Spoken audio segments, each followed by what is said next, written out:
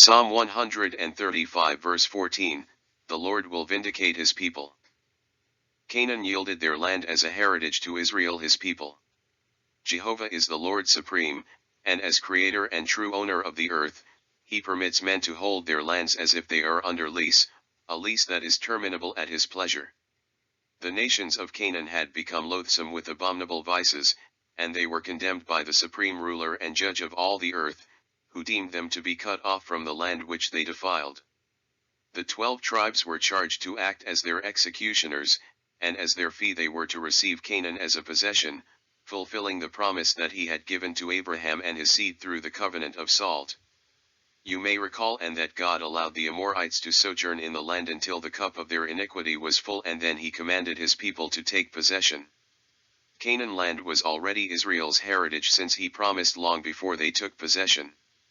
God's special possession still has a heritage from which no one else can appropriate.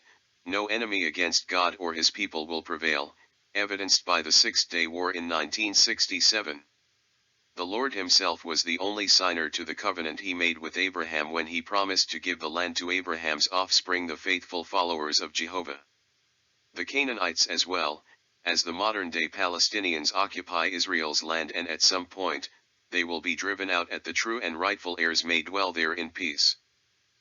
Compilers note, the covenant of salt, 2 Chronicles 13:5, don't you know that the Lord God of Israel gave the kingship over Israel to David and his descendants forever by a covenant of salt? HCSB. The prophetic fulfillment of the covenant of salt is found in several places. Here are 3 that are apropos through the prophet Ezekiel. Ezekiel 28:25, this is what the Lord God says, when I gather the house of Israel from the peoples where they are scattered and demonstrate my holiness through them in the sight of the nations, then they will live in their own land, which I gave to my servant Jacob.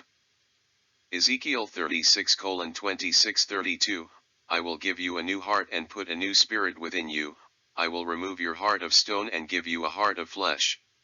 27 I will place my spirit within you and cause you to follow my statutes and carefully observe my ordinances. 28 Then you will live in the land that I gave your fathers, you will be my people, and I will be your God. 29 I will save you from all your uncleanness.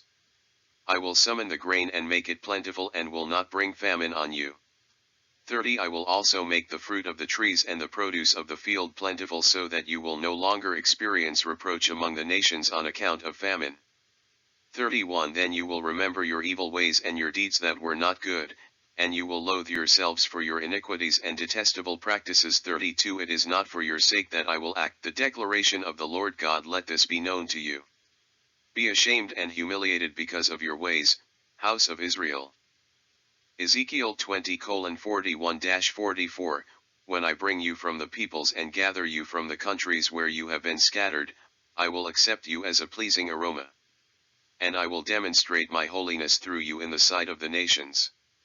42 When I lead you into the land of Israel, the land I swore to give your fathers, you will know that I am Yahweh. 43 There you will remember your ways and all your deeds that you have defiled yourselves with, and you will loathe yourselves for all the evil things you have done.